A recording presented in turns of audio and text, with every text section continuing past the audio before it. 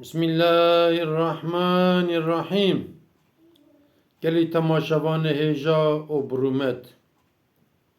Xwedayê Teala îşê me ve tev li vê dinyayê lev bîne û li vê dinyayê jî me ve tev têke cînarê Hazreti Resulullah aleyhissalatu vesselam. Gelî temaşavana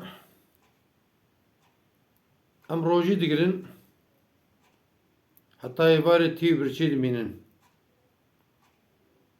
Hecî beqî ihtiyaciya Rabê alemê bi roja me heye? Naxêr. İhtiyaciya Rabê alemê bi roja me tune ye, ihtiyaciya me bi roja me heye. Ji bo çi em çi gere fehm bikin ji vê rojê gelî temaşevana îro li welatê me jî û li axlebî li gelekî cihê dunyayê însan birçîne. Hinek însan ji birçîna dimirin. Binê em sibê heta êvarê em tî birçî dibînin, em dibin aman kes qarşî min nebe ez tî me, aman kes qarşî min nebe ez birçî me, aman ez ji hev daketim. Em rêv 20 carê carî em piştî esrê, zeke piştî esrê em saetê dinerin, em dibin ma çiqas ji meğrebê re. Çiqa birçî bûn zor e. Em zanin jî ku em ê êvarê bifitirin. Wa şîvên malê heye. Özellikle ê ku durmuyan xweşin hema çi dibînin disînin. Tên datên mitfaqê. Dibin me pişîvê re xwar, em ê piştî şîvê ji tatlî bixwin, em ê kola bixwin, em ê fanta bixwin, em ê vesaire vesaire em ê bixwin yani. Mesele ev e ku em birçî bibînin em wan însanê ku birçîne, wan însanê ku ji birçîna dimirin mesele ev e ku em wan fehm bikin. Gavak em wan însana fehm nekin û em ji wan însana re nebin alîkar demekî me tiştek ji rojê fehm nekiriye. Mesele ev e ki gavak meriv êvarê tê raza ecêba haya me ji cînarê me heye tune cînarê me tê re birçî ye. Hani Hazreti Resulullah dibe ya ew kesê ku êvarê tê razê cînarî birçî be ew însan nejmeye. Yani ne Müslümanekî halise, ne Müslümanekî ji dile. Gerekî haya me ji cînarê me hebe. Eninde ka cînarê me tê re, ka cînarê me birçî be. Gerek em ji wî fehm bikin yani.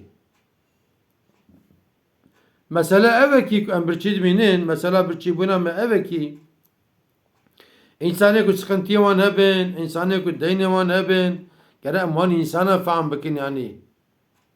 Ji me were gerek em ji wan re bibin alîkar. Em hinkî destçe bavên cêbka xwe yani. Mesele ev e ki li bajara gelekî cara hene berê êvarkê diçin li pazara, pîlek diçin li pazara cî bi cî digerin, firengekî pazarcı avê te dixe torbê xwe, balîcanekî wî avê te dixe torbê xwe, sê qalkê kelem avê te dixe torbê xwe, sê qalkê marolê dixe torbê xwe tîne malê dibe belkî ez qoşxanê de bikerînim, bipijînim, bikim şîv. A gerek em wan însana fehm bikin. Mesela ne ev em sibê heta êvarê tî birçî bimînin yani. İnsanê ku re jî dikin tî birçî dimînin yani. Îja gelê însana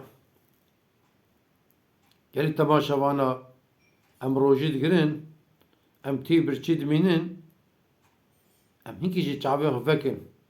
Meha Remezanê meha mübarek e, meha xêra ye, meha efiyê ye.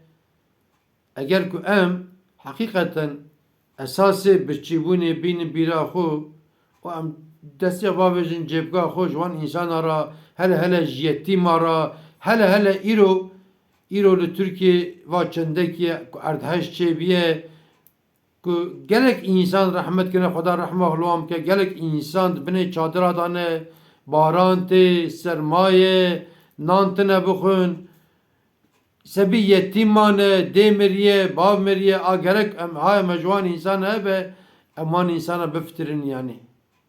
Hatî Resulullah aleyhissalatu vesselam dibe ki xelkê bifitirînin welew kî ku felqekî xurmê bejî welew kî ku bi bardaxkî av bejî taskî av bejî وی تشک و هنی بدن وان حقا جوارا تشک او تخاقا جوارا خیرتی و ربی عالم جی برکت دخم ماله و جانه و حاله وانی حتی رسول علیه السلام دبی کی کسی که دست خوشی سر یتیم کی بده قصر منوی الجنت هوا جوتن دبیجه بلکه پرتنه ببده کی اجایی رو حقیقتا المملكة ماجي پر يتيم هنا المملكة ماجي پر پریشان هنا هلا دفي بهايي